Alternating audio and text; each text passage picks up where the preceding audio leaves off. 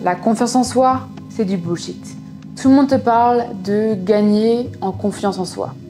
Mais moi, je vais te parler d'estime personnelle. Parce qu'au final, c'est quoi la confiance en soi? Et c'est quoi la différence entre la confiance en soi et l'estime personnelle? La confiance en soi est simplement liée à tes compétences, c'est-à-dire à tes actions que tu produis au quotidien. Donc, plus tu agis dans un domaine, plus tu progresses et plus tu seras fier de toi. Donc, ta confiance en toi augmentera. Donc, la confiance en soi s'acquiert à force d'actes et est directement liée à l'avoir. C'est pour ça qu'on dit avoir confiance en soi. Alors que l'estime de soi, c'est bien différent parce que c'est relié à l'être, à ce que tu es au plus profond et ce qui compte au final. L'estime de soi, c'est la manière dont tu perçois ta propre valeur. Pour montrer l'importance de l'estime de soi, je vais raconter une petite histoire. Donc c'est l'histoire de Paul qui, maintenant qu'il a 18 ans, doit se faire un petit peu d'argent. Et en se baladant dans la rue, il va y avoir une petite annonce pour un concours d'éloquence.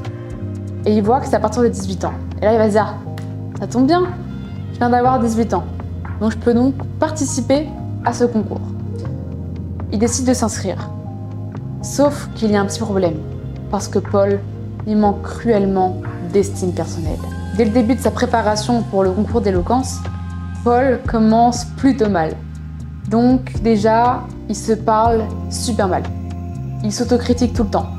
Il doute sur la nature de son projet. Il se dit mais pourquoi est-ce que je me suis lancé là-dedans? J'ai aucune compétence et je suis trop nulle. Il n'arrête pas de se rabaisser, de s'autocritiquer. Et il n'y a pas que Paul qui se critique. Il y a aussi son entourage. Il y a quelques personnes de son entourage qui commencent à lui dire mais tu perds ton temps à faire ça, t'as aucune compétence. Ce genre de choses, ça se prévoit longtemps à l'avance et puis il faut être très très doué. Bref, en gros, ils ne croient pas du tout en lui quoi, et le soutiennent pas.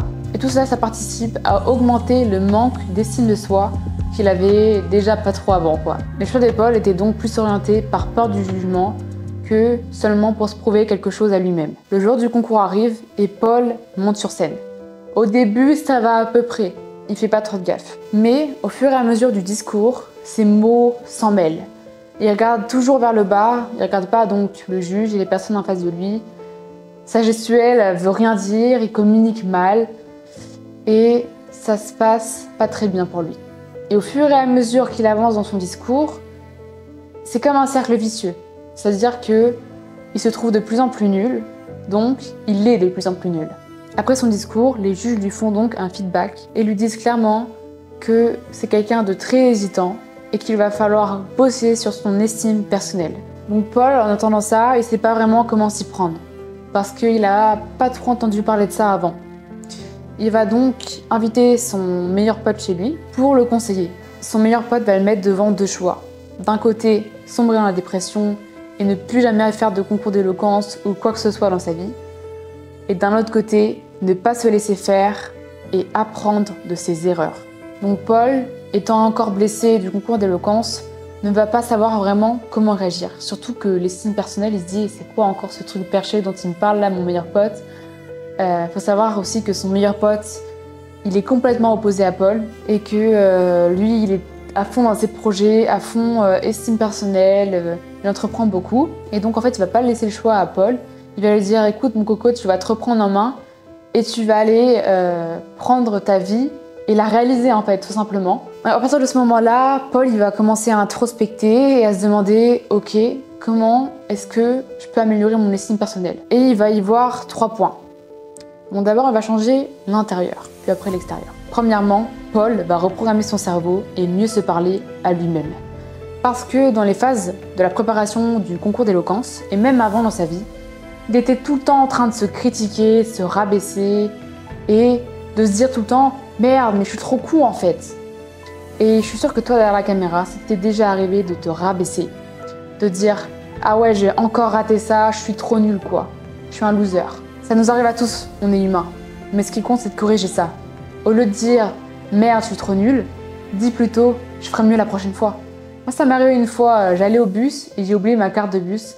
Ça m'a marqué cette fois-ci parce que je me suis dit « Oh là là, mais je suis trop nulle » et je me suis énervée contre moi-même alors que ça servait complètement à rien. Fallait juste que j'aille chercher ma carte. Et donc voilà, Paul, il va reprogrammer son cerveau et la manière dont il se parle à lui-même. Deuxièmement, Paul doit apprendre à se concentrer sur ses victoires et sur ses apprentissages. Parce que oui, ok, il avait échoué au concours d'éloquence, et il y a d'autres choses avant, mais au final, qu'est-ce qu'il pouvait en tirer? Comment est-ce qu'il pouvait évoluer de cette situation? Il y a plein de choses à apprendre.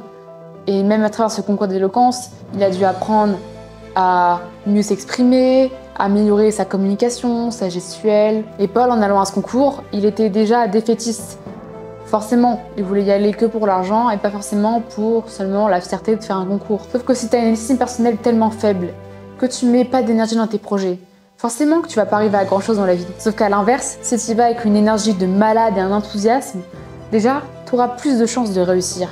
Là, c'est pas un cercle vicieux, c'est un cercle vertueux. Et troisième chose que Paul doit changer cette fois-ci à l'extérieur, c'est son entourage. Sauf que là, Paul, dans l'histoire, il va faire le tri dans ses relations. Il va se dire, ok, qui a cru en moi pendant ce concours et qui n'a pas cru en moi? Et des personnes qui croyaient être des amis, s'étaient mis à les critiquer. Et ce genre de personnes, il en voulait clairement pas dans sa vie. Donc après avoir travaillé sur ces 3 étapes, Paul se sent déjà beaucoup mieux et a une estime personnelle beaucoup plus haute. Il n'a pas forcément refait de concours d'éloquence parce que ça l'a un peu traumatisé, mais il a refait d'autres concours où il a progressé et surtout appris de ses erreurs. Actuellement, il travaille toujours sur son estime personnelle et j'espère que toi aussi, après cette vidéo, tu pourras travailler dessus et réaliser de grandes choses dans ta vie. Je te laisse sur ça, charbonne bien et n'oublie pas, ton destin est entre tes mains.